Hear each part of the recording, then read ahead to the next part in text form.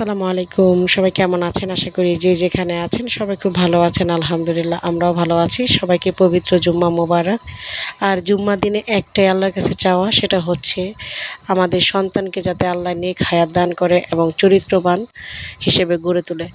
আর সব বাবা-মারই একটা ইচ্ছা থাকে যে নিজের সন্তানরা যাতে সবসময় ভালো থাকে। কোনো বাবা-মাই চায় না নিজের সন্তানটা খারাপ হয়ে যাক। কিন্তু তারপরেও কিছু পদক্ষেপ থাকে, কিছু ভুল আমাদের থাকে, যেই ভুলের কারণে আমাদের সন্তানরা খারাপ পথে চলে যায়।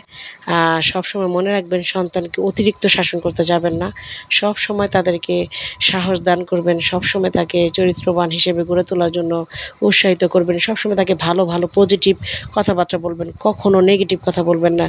এটা তোমাকে দ্বারা হবে না, ওটা তুমি পারবে না, তুমি এমন বলে তাদের উৎসাহগুলো নষ্ট করবেন না।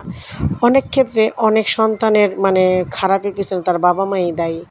তো সবসময় চেষ্টা করবেন বাচ্চাদেরকে সবসময় উৎসাহিত করতে, তাদেরকে ভালো কথা বলতে, তাদেরকে পজিটিভ কথা বলে সামনের দিকে এগিয়ে নিয়ে যেতে।